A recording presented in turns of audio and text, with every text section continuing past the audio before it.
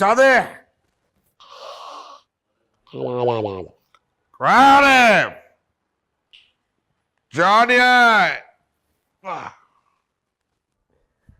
কারে আপনি চা নিয়ে আসতে বলতেছেন স্যার?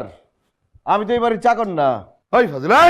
কত বড় সাহস তোর, তুই আমার সামনে পায়ের উপর পা তুলে বসছিস, আবার বলতেছিস তুই এই বাড়ির চাকর না। তুই তাহলে কি?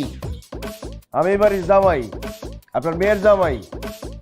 আপনার একদম 32 পাটি দাঁত ফেলায় তুমি হারামজাদা। কত বড় সাহস, তুই আমার বাড়ির চাকর হয়ে বলতেছিস তুই আমার মেয়ের জামাই। আজকে তোর আমি খুন করে ফেলাবো, খুনই করে ফেলাবো আজকে তোর।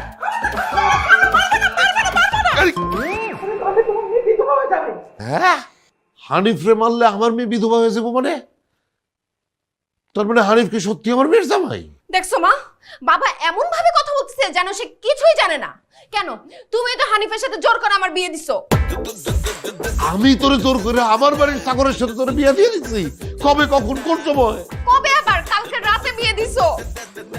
এইটা তুই কি বলতেছিস? আমি তোরে কালকে রাত্রে চাকরের সাথে বিয়ে দিয়ে দিছি? আরে আমি তো কালকে রাত্রে মদ খেয়ে মাতাল হয়েছিলাম। হায় আল্লাহ, তার মানে তুমি মদ খেয়ে মাতাল হয়ে এই চাকরের সাথে তোমার মেয়ের বিয়ে দিয়ে দিছো? হায় হায় হায় হায়, সেদিন মা আমি মাতাল অবস্থায় বিয়ে দিয়ে দিছি, আমার তো কিচ্ছু মনে নাই।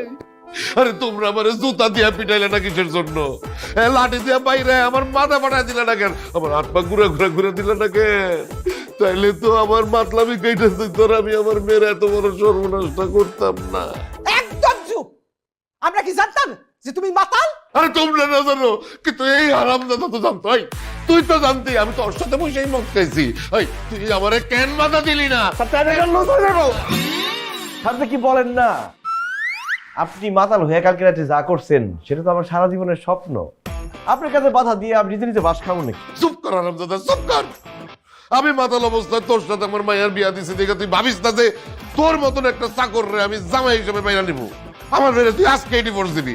যা তুই এক্ষুনি আমার বাড়ির থেকে বাইরে যা। কার বাড়ির থেকে কারে বাইরে যেতে বলতেছেন স্যার? এই বাড়ি ঘর সহায় সম্পত্তি কিছুই আপনার না, সব আমার।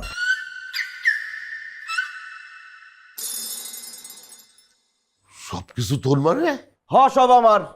কালকে রাত্রে আপনি মেয়ের সাথে সাথে আপনার সহায় সম্পত্তি বাড়ি ঘর যা আছে সব আমার নামে লিখে দিচ্ছেন। এই যে সেই দলিলের ফটোকপি দেখেন। ওর মাথা ঘুরাইতেছে। এই যে শায়লা, ও যেগুলি বলতেছে তা কি সত্য? দলিল দেখে তুমি বুঝতেছো না কোনটা সত্যি আর মিথ্যা? তুমি কালকে রাতে সব সহায় সম্পত্তি হানিফের নামে লিখে দিছো, এর জন্যই তো আমি বিয়েতে রাজি হইছি।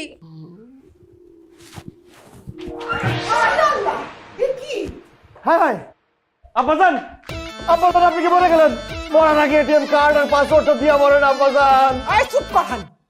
সে তো মরে নাই, অজ্ঞান হয়েছে। ডাক্তার দেখলে ঠিক হয়ে যাবে।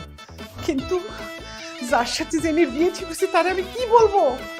তারা তো এসে দেখবে যে জেনির বিয়ে হয়ে গেছে, আমি কি জবাব দিব?